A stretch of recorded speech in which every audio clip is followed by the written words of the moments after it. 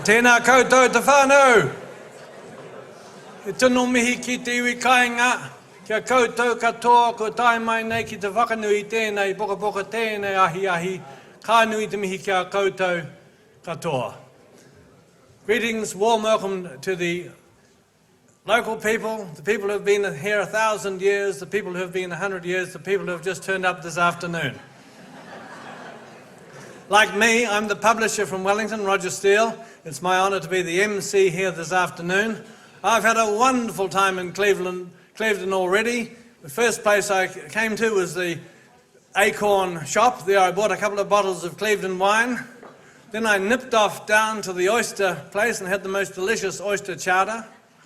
And then I stopped at a certain historic building along the way. That was after going to Waitawa and admiring all the wonderful work out there. So what a piece of paradise this place is. I don't know if there's any local body elections happening around here anytime soon, but if I were a local political candidate, I would just run for Mayor of Clevedon and I'd build a wall up there to keep Auckland out.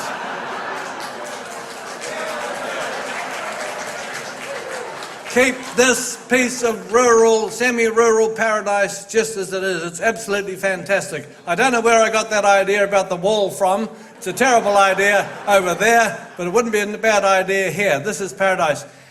Engari, te mea tuatahi. I'm going to ask two of the representatives of the local iwi to bless the book and bless this gathering. So I'm going to now call on Uncle Sonny Thompson and the Reverend Barry Bublitz to bless our book and open up proceedings. Nō reira, tēnā koutou hara mai.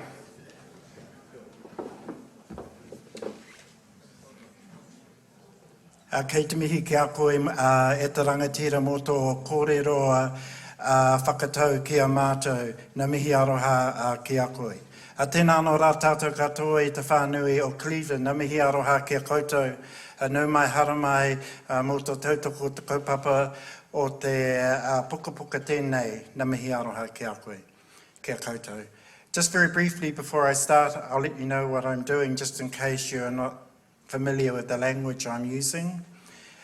It's so wonderful to see so many people here. So one of the ways that we will start is that I'd like to start with a great celebratory hymn, Whakaaria Mai. After Whakaaria Mai, I will do a karakia that will also bless the puka, the books in front of us. And then when I've done that, I'll invite my Uncle Sonny to come forward as part of the mana whenua to kei te mihi aroha ki a koutou. Pai tēnā? Is that good for you all? Cool. So, te himini timatanga whakaaria mai. And you can stay seated. Let us hear my chorus girls down there starting it for us.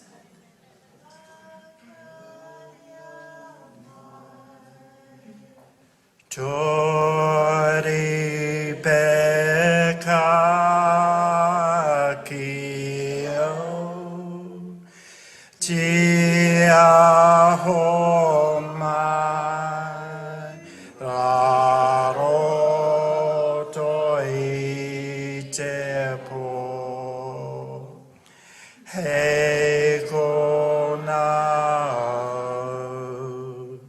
te roa tuai,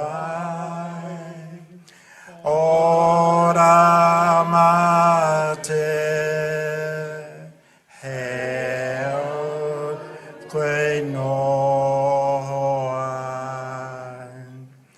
whakaaria mai tori peka kio, te aho mai, raro toi te po, hei kona au te roa tuai. Ora mate, hei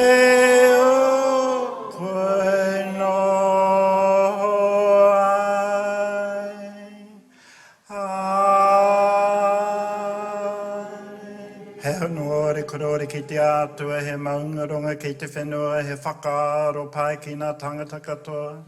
Aki tonu. Āmeni. E te ato kaharawa me whakawhatai mātou ki a koe mō tō koroa e aroha ki a mātou, a ki a rangi māri a tātou, ki a whakapono tātou, nā mea manaki te mai mātou mō tēnei rā, a ko ihu karai tō mātou ariki. Āmeni. And with the power that's invested in me, I take this moment in the name of the Father, the Son, and the Holy Spirit to give blessings to the kupu, to the words that are contained in these two pukapuka, these two books that reflect the history of your people, of my people, of our people, of this rohi. And it's with that blessing that I ensure the spirit of the pukapuka, the spirit of these books, not only gives pleasure to those who cite the words within the books, but it allows us to maintain the history for those of us who are directly descendants of the land that is outside of here. That the history, the stories continue to be told and told and told. And just like the blessings of the Bible, the stories that we go to and hear each and every day. And so it's with that blessing that I bless these pukapuka. Anō reire te whānui, ka nui te mihi mō tō tautoko te kaupapa I tēnei wā, tēnā koutou, tēnā koutou, tēnā tātou.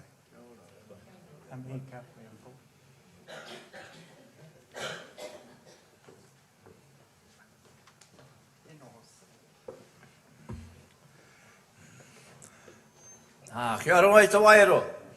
Hello, Clevedon. And Jumping Joseph, yeah. I'm lost for words. I am. But it's lovely being here to see you all.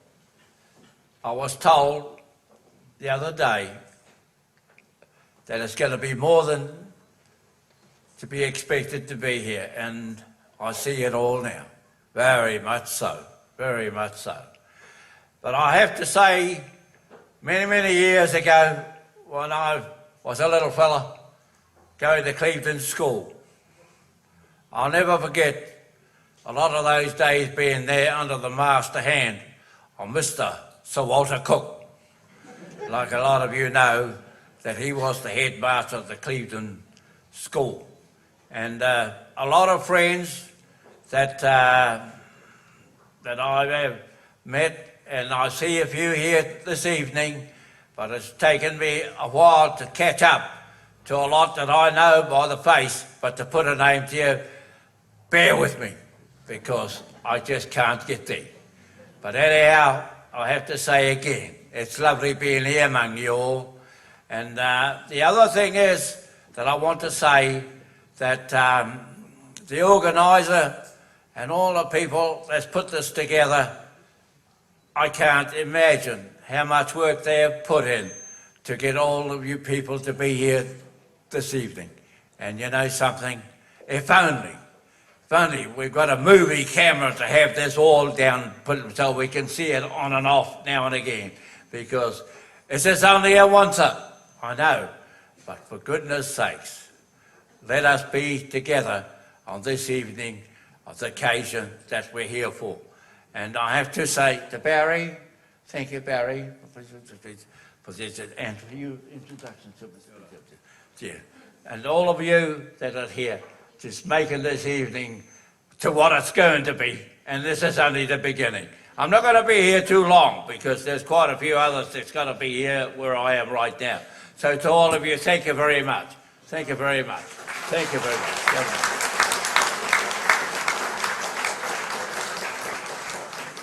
Tēnā koe, Uncle Sammy, tēnā kōrero koa, tō tātou minita mō kupu whakapai. Thank you very much, Uncle Sonny and the Reverend Barry Budwitz, for their blessings today. Now, it's my great pleasure now to introduce the President of the Clevedon and Districts Historical Society. Colin Bull, well, I'm sure will be absolutely widely known to all of you as a local farmer, dairy farmer. When he left the cows behind, he didn't leave Clevedon behind. He moved into the village, loves the place so much, and he's taken over the Clevedon and District Historical Society presidency. And what a society to be president of. As I drove back from the oyster farm, I said I passed a certain special building. Actually, I passed two. First of all, I passed the Te Tokotoru Tapu chapel up there, beautiful little chapel on the hill. I stopped and paid my respects to the ancestors who are there, and the ancestors of Barry and Sonny who are there. But then, of course, to stop at the McNichol homestead. What a homestead. What a treasure house that is. What a fantastic local resource. That must surely be the envy of every community in New Zealand. It's such a wonderful resource, that. And the Historical Society itself, first of all, to have that society, to have a historian of the quality of one certain Jessie Munro, and to have all the members of the society who have given so much support to this project and who are in here this morning toiling away, getting the hall and everything else ready. So, Colin, it's a wonderful society that you are now the president of, and I welcome you to the stage.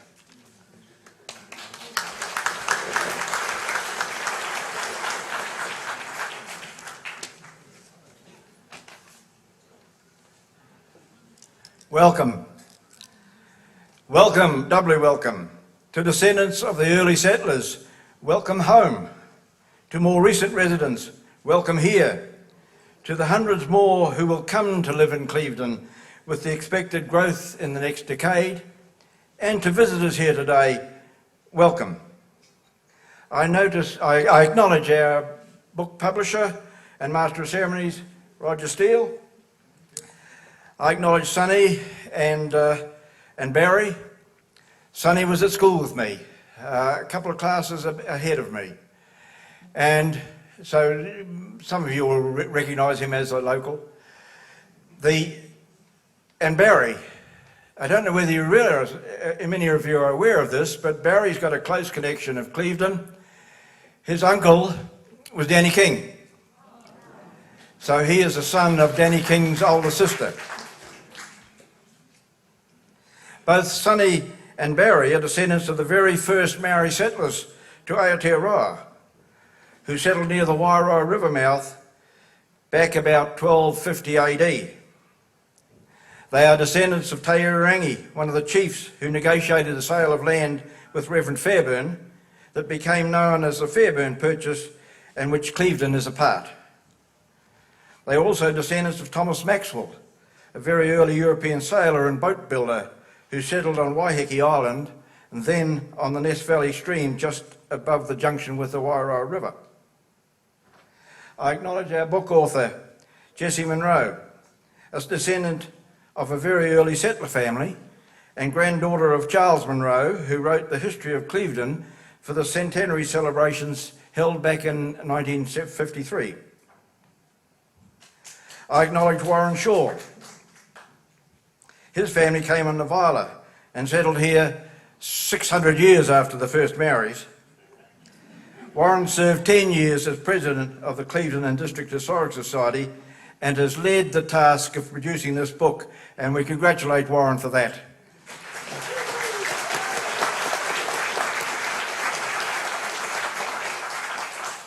I acknowledge our guest speaker today, Catherine Atchison, also born in Clevedon, from a Clevedon family.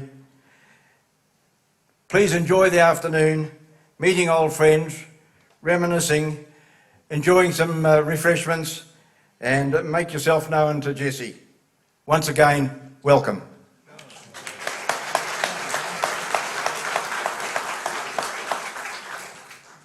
It's now my pleasure to welcome the next speaker, Warren Shaw, like I said, president of the Historical Society for 10 years and the mover and shaker of the book. Warren.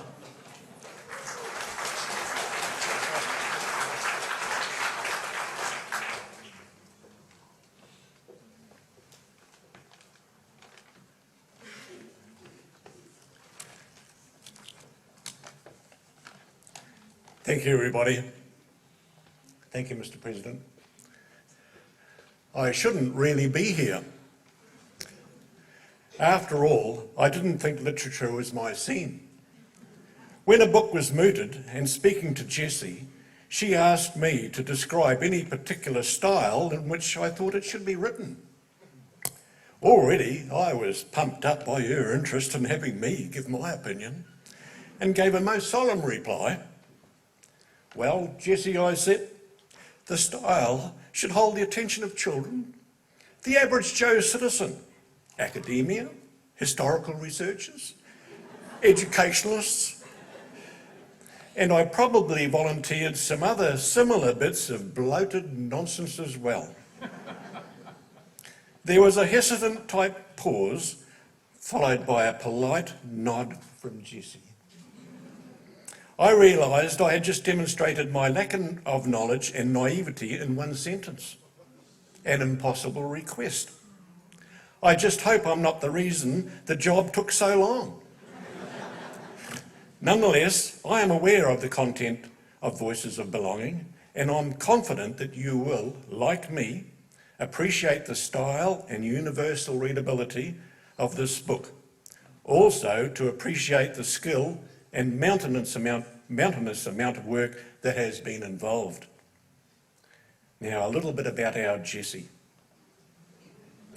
Jessie started the project early July 2008. It was a big commitment to uproot from her comfortable, snug little house in the hills of Wellington and move into and share Clevedon's own McNichol homestead for nigh on 3 years, with the odd gap here and there. The place just hummed along, with Jessie fitting in so well with all of us. Actually, Jessie was a writer residence, wasn't she? I think that'd be right. Has a certain panache to it, don't you think? Contrary to anything Jessie might have you believe, I can tell you that on top of her academic successes, she is resolute, determined and unpretentious, a hard act to follow. I well remember her arriving at the McNichol homestead on a miserable cold day after driving up from Wellington and bringing everything she was likely to need for a 2 or 3 year stay doing the research work. Now, everything, and I mean everything, was in that car. I have never before seen anything like it. All types of literature, resource books by the dozens, files, computer paraphernalia, toiletries, clothes, etc., etc. Every void in the boot and car was filled to the roof, bar the driver's seat, and that wasn't much room there either. It must have weighed a couple of tonne.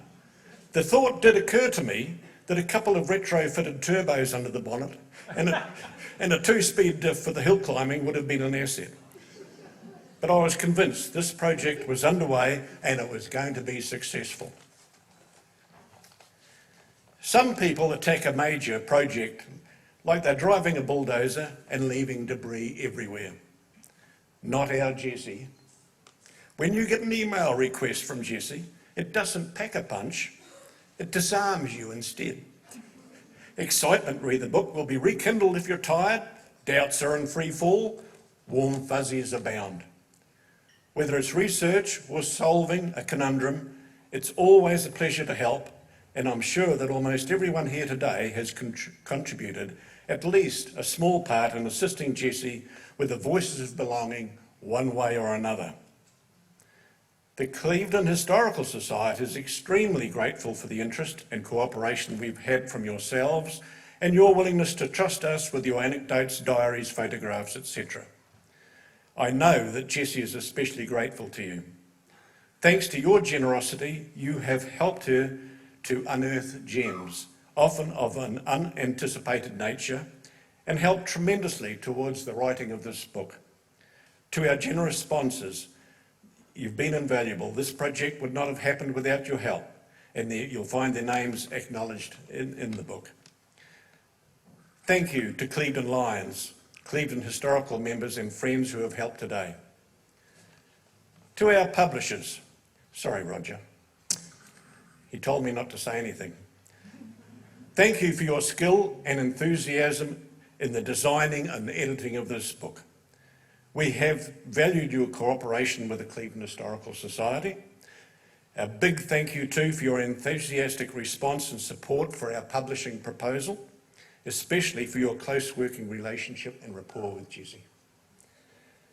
Judith Narby, one of our members, and most important one, problem solver and worker extraordinaire, the go-to lady. Thank you. To Anne Richardson, my liaison partner representing society dialogue between our esteemed author and Steele Roberts publishers. You're a star, Anne. It's been a pleasure to work with you. To the recipients of this book, one way or another, you have also played your part in the project. I can assure you that the Clevedon Districts Historical Society and Jessie are forever grateful to you. Jessie, you have been a joy to work with. Everyone here today is proud and grateful for your generosity, dedication, skill, and unrelenting work ethic that has resulted in the completion of Voices of Belonging, a history of Clevedon to Wairau. Thank you.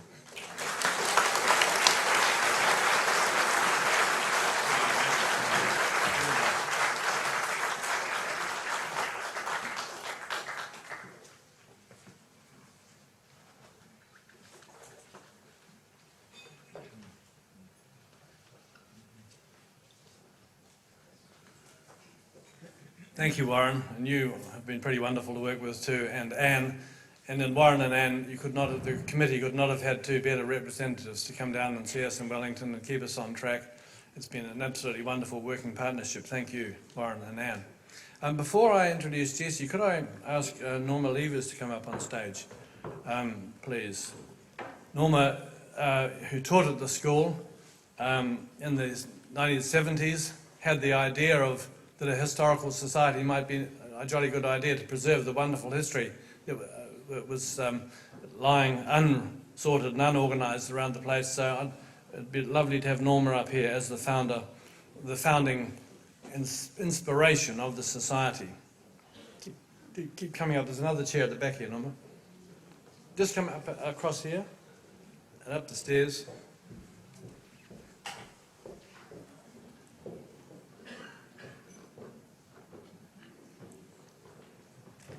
That's fine, there's plenty there. Yeah, just... So, now to Jessie. I first, in fact, encountered Jessie. We've been publishing for 20 years, some 500 books.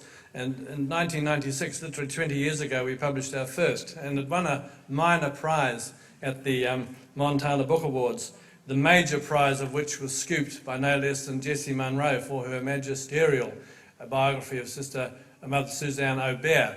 A wonderful book then, a wonderful book still 20 years later.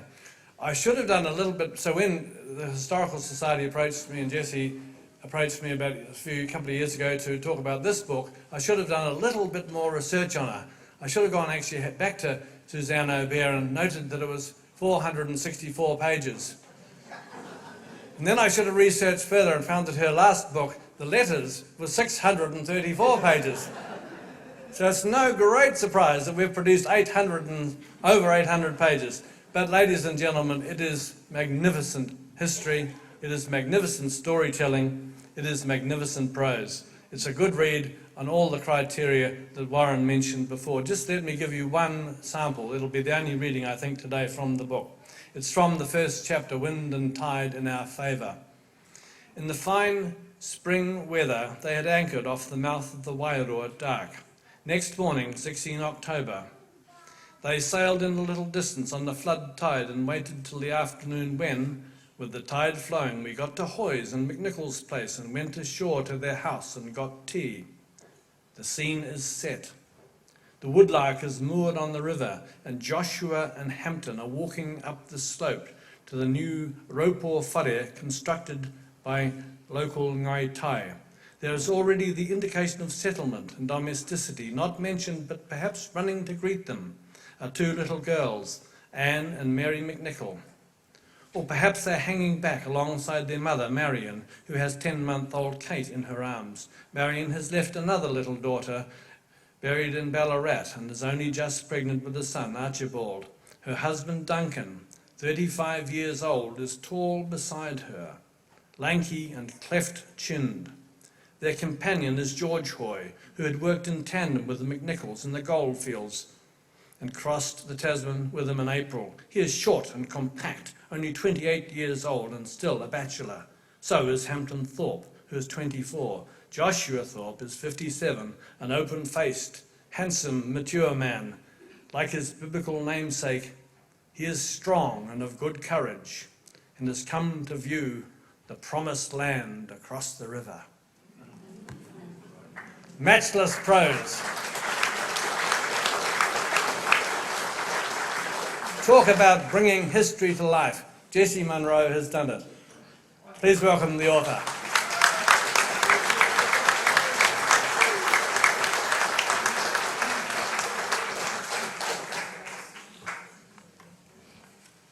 This is quite a nervous Jessie Munro. Tēnā tātou katoa. Well, by now you know that the theme of this book is about belonging, and just look at you all. And I know I make the point that we belong to this place, Clevedon to Wairoa, not the other way around. So both covers of the book show its life water, the Wairoa, within its valley and hills, and we transient individuals are kaitiaki. And yet this place does create us as people of community. It's where we exist, where we have our identity, our relationships, our togetherness. So this story definitely belongs to us. On the back that you'll read that it's brimful of people's lives, Māori and Pākehā, men, women and children, conveyed through a multitude of voices. The multitude of you who've been involved will have an inkling of this. The index covers 27 pages of people integral to the narrative across the generations. There aren't great big long lists of office bearers. The one major list is the signatories of the women's suffrage petition.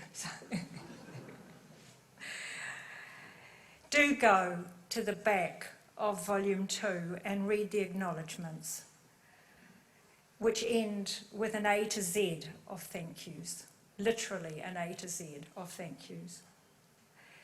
I wouldn't be allowed to keep you standing here while I name you all.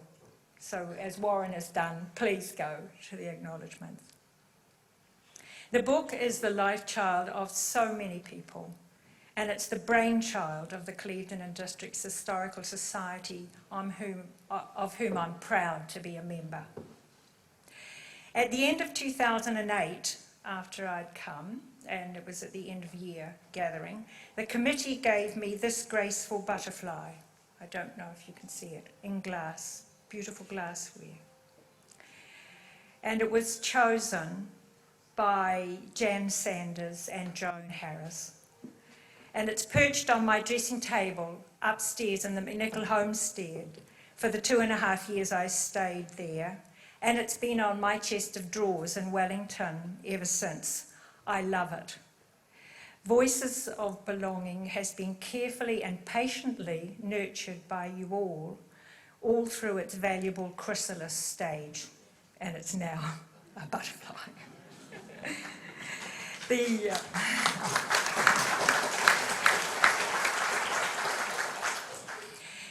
The Historical Society created a real home for me at the McNichol homestead and surrounded me with friendship and trust.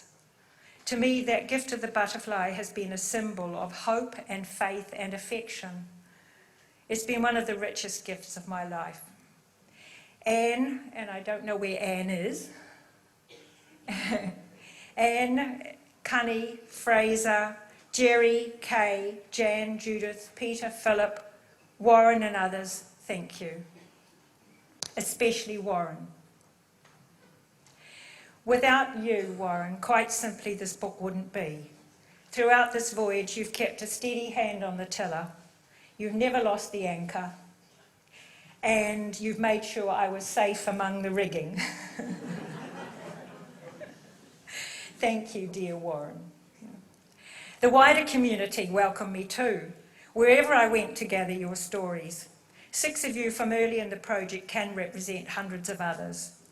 Phyllis King drove up to the homestead, and in the back of her car she had taonga to show me of her great-grandmother, Titia Iterangi, or Rahera Paraoni, Sid and Karina Brown's grandmother.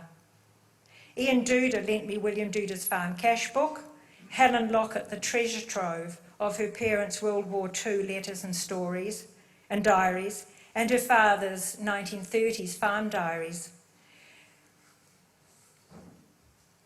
Ada Christie opened the world of her mother, Hetty Mackenzie, through Hetty's 1936 diary, when Hetty started farming in Ness Valley, where later on Ken and Diane Mason would establish Clevedon's first vineyard.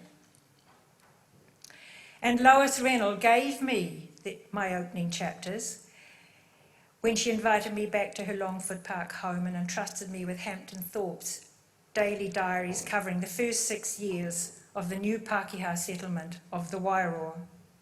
Every day was accounted for, not just the detailed beginnings of farming history, fascinating as they are, but other themes were being revealed. You'll find them. How were they all creating their community? And then came love and war, birth and death, prosperity and loss, neighbourliness, a lot of neighbourliness. That's when I realised I'd walked right into an enthralling saga, and so it grew. The old word saga means to say. It comes from saying, telling. And the voices telling our particular tale will speak, I believe, for other similar communities within the wider story of the whole country. Well, that's the opinion of 3 historians, Dr. Brad Patterson of the Stout Centre for New Zealand Studies, and University of Otago Professor Tom Brooking, and Bruce Ringer, closer to home, also heading the South Auckland Research Library. We are very grateful to them for reading the draft and for their supportive reports that have helped us to gain publication grants. The book has taken the time it has taken because things happened, things that proved to enrich the whole project. Consequently, it also expanded in scope. I came the day before technology arrived at the homestead and was there for the unpacking of computer, printer, scanner, camcorder, etc. So much more was now possible. We began transcribing the banks of old recordings. Thank you, Net, Charlotte, and Shaw.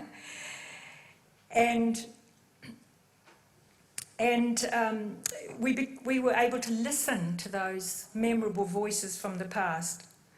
We were scanning letters, photocopying at the roundup, getting a family survey project underway. Then Sandra Gorta's invaluable project of publishing Fraser's yesteryear columns. I was glad to be involved and learnt so much, and I drew really close to Fraser, who became like a mentor. And in 2009, remember the Clevedon Sustainable Development European History Report? We did, yes.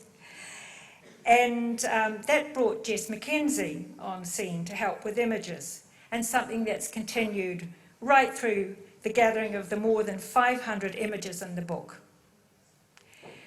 At the same time, Ngai Tai historian Nat Green was preparing the Tangata Whenua report, Otau. So Nat has contributed his knowledge significantly to Voices of Belonging, along with the whānau of Waitarata, Mataitai, Kawakawa Bay and Umapuia. Ngā mihi nui kia koutou katoa. Everyone deserves to have an inspirational teacher in their life story, and Anne Richardson, who taught me at Papakura High School, has been mine. It's been a joy working with you, Anne. Right from our family surveys at the outset, through those meetings in 2009 for the history report, right through to the publication stage and now, you and Warren have been the pillars supporting this work throughout. It was scary reaching publication stage. The draft was so big, as Roger has kindly referred to. And yet I wanted a book people could still pick up and read.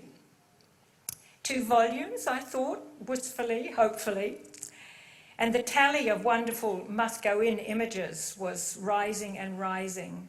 And thank you to everyone here for those pictures, and the museums and the libraries for their contribution, especially South Auckland Research Library, and to Duncan for the map work, and to the wider Sanders family and Helly Flight and Peter Weeks for that magnificent photo that goes on the volume 2, which has matched so beautifully our historical volume 1.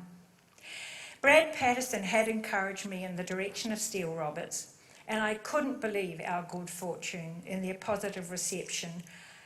Total unflappability, rigorous standards, creative design, and the sheer warmth of working with them.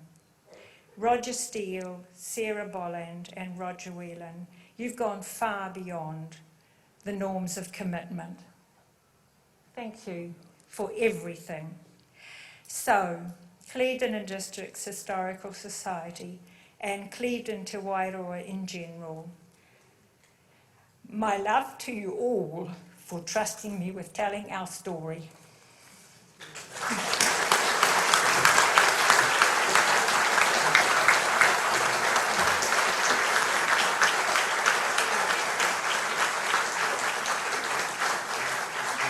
Norma's going to make a little presentation.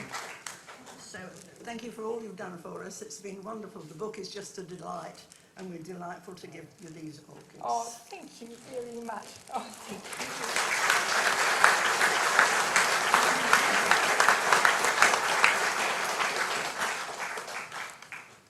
you. It's now my pleasure to introduce Catherine Atchison, who I've known from childhood. She is younger than me. She's a senior partner in Martelli McKeag law firm, and she has played a very major role in the bringing into being of this book.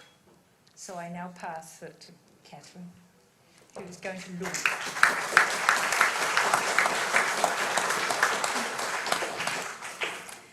I'm immensely privileged to be able to speak at this book launch.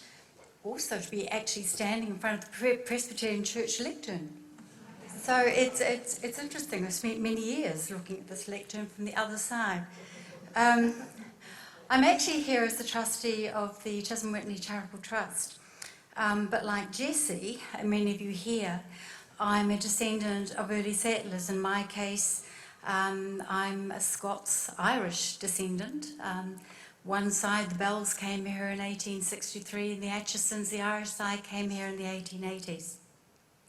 So this book is quite important to me because it's also a part of my history, as it is part of your history. I also consider myself very lucky to have grown up in Clevedon. The title of Jessie's book, Voices of Belonging, encapsulate what I believe was, and probably still is, the strength of this community. Whether we're of Maori, Scots, Irish, English descent, we all felt strongly attached to and part of the small coastal farming community or district when we grew up, far enough away from Auckland to have its own distinct identity. And although many of us have now left, I mean, I haven't lived here now since my late teens, but I came back recently, regularly because of family and my mother. I still think that many of us view this district as being our home. That's where our roots are, and that's where the place where many of us come to lay our family members to rest. So the Whitney family, of which I'm a trustee, they came here. Their personal association with Clevedon was a very short one, and it was one which was touched with tragedy. They arrived in North Road, Clevedon, around about 1888, and they lived in Woodlands, which was then a 2-storied Kauri dwelling with gardens and orchards near the river. It was leased as a country residence. They involved themselves in the sporting community and the church activities, and it was a property which was subsequently acquired by other old Clevedon families, the Lanes, the Burgoynes, the Waters, and latterly the Blundells. When I grew up, it was the Blundell's home. So Colonel John Whitney arrived here in 1884 with his wife and 6 children, and their arrival coincided with the Russian scare of 1885.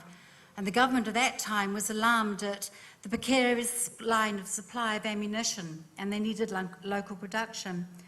So Whitney, with his military experience and also with a family background of chemistry and engineering, set up a munitions business. And in 1888, he established the Colonial Ammunition Company, or CAC, in Mount Eden. The original shot tower was still there. And the CAC point was at Magazine Bay by Maraetai. And when they sold in 1960 to ICI, the new bay became Waitawa at Kawakawa Bay. So it was, for this particular trust, a long association. Even though they'd left Clevedon many years ago, Clevedon was very much part of that family. In 1891, however, their son Robin and 3 of his friends, 2 of whom were old Clevedon families, were drowned when their sailing boat coming back from a trip from Honui Island was swamped in high seas. It was a devastating tragedy for the family, and they left Clevedon soon after. But they maintained their connection because Colonel Whitney, his wife, and Robin are all buried up the road there at Old Souls. And the trust that they set up in 1891 still funds the ongoing maintenance of that church and the graveyard. So the one thing about the Whitney family is they've always had a very strong sense of history, very strong sense of Auckland history. They also went on to own Wenderholm, and that house is now owned by the Auckland City Council. And the Whitney Trust, which has been set up, has continued this strong sense of history. And when an application, or when we were talking to Clevedon Historical Society about the fact that they needed money to fund this book, to me I thought, well, this is a no-brainer. So it was slightly, somebody said to me today, well, how did you actually go about that meeting? And I said, well, I just completely divulged. I was from a historical family. It was really important. We needed to fund it. And by the way, I don't need to vote if necessary. Anyway, they all agreed with me. And I think we're really delighted because the book, which has been written by Jessie, is, I think, an outstanding study of the history of Clevedon, the Te Wairoa district since 1852. It's quite unique in that it's a long-range study of a rural New Zealand settlement from Maori occupation to the very present, and encompasses a very, very personal history of the families of the district, whether they be Maori or Pākehā. It's a history which I think repeats itself elsewhere in New Zealand, and one of the things which really concerns me is that history is regarded in modern times as irrelevant. Well, I'm sorry, it's not. It's our history. And it's important. It shapes who we are today, where we came from. And Jessie's meticulous research and detail has given us all, I think, personal stories to hand on to our children and grandchildren. And I got told by Duncan today that he's bought 14 books for his children, grandchildren. So actually you need to buy a lot more books, folks, if you haven't already bought them. So the chapters that I've read to date are beautifully written. And when the application was made to us as trustees, we were told that the book was written and finely crafted by a master storyteller. And that's exactly what it is. We were also told that Jessie's book will become one of the finest of New Zealand's local histories. And I think there's a very good chance it may be. So I think all of us here should be truly indebted to Jessie for her monumental research, her scholarship, and her dedication in writing this history of this amazing district. I think she's encapsulated for many of us our foundation, our roots, and our place in New Zealand, because this is our home. It's our Te Rangawaiwai. So thank you, Jessie, for all you've done. And thank you, Warren, and thank you, Anne. Without you two, this would never have been made possible. You've just been truly amazing. So I have absolute delight in launching this book. I think it's going to be fabulous. So thank you.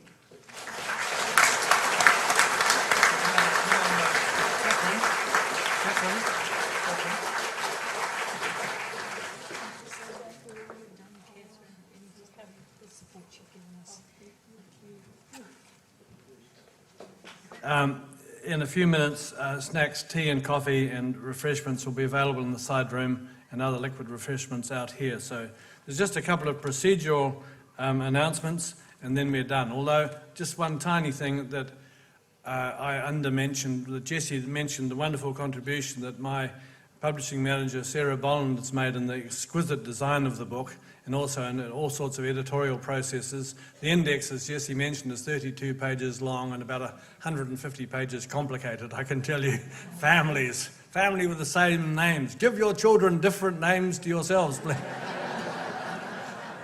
Robert, William, Robert, William, Robert, John, William. Anyway. There were six Jessie Sutherlands. 6 Jessie Sutherlands. And at least 2 or 3 Jessie Munros, thank goodness for that. So Sarah made a wonderful contribution. When I flagged on the index, Sarah would come along and work on the index. Jessie, of course, never flagged. She was there working with both of us. She was indefatigable. And Jessie also mentioned Nat Green. The Māori content of the book is exquisite and as accurate as possibly known, and it's quite wonderful. Nat Green couldn't be here today, but he made a magnificent contribution on behalf of Ngai Tai and the Tangata Whenua. So those are just a couple of extra thank yous. And the last one, of course, is Steele Roberts Publishers is Steele. It's me and my wife, Christine Roberts, and she's up the back doing the old zip-zap machine. So thank you, Christine, for your support too. So snacks are going to be ready soon. Here's a couple of extremely important announcements. Jessie is going to be at the Homestead tomorrow, Sunday, from 1 till 4, and on Monday morning from 9 till 12, available to sign books, chat to you. The books are already, of course, pre-signed, the ones you've bought, but if you need them personalised, or if you need extra copies at the launch price, after that it's going to be $95 for a set of the books. So get in now. After the weekend it goes up by $10.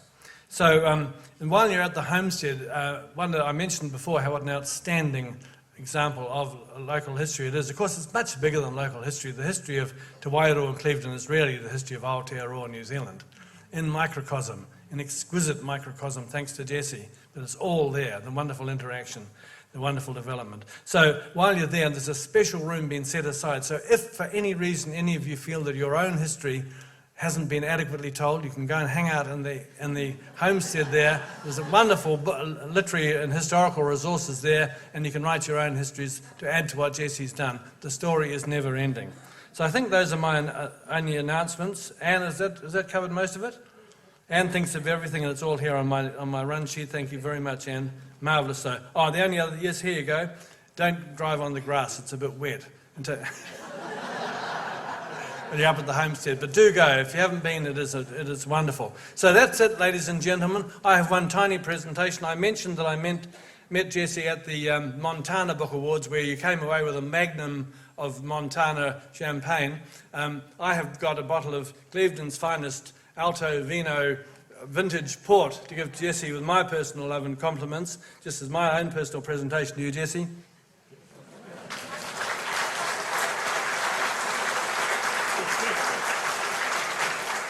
So, to Catherine, who launched the book so graciously, and couldn't have chosen a better launcher, thank you for that, Catherine. To Colin, the president, to Warren, the ex-president and the father of the book, to Barry and Sonny, who blessed our book and just absolutely made this occasion go so beautifully, and to Jessie herself, and to all of you who've come along in your hundreds, in your thousands, in all your histories and all your personalities. Wonderful to see you all here. Thanks for your support. Kia ora tātou katoa. Enjoy the rest of the day.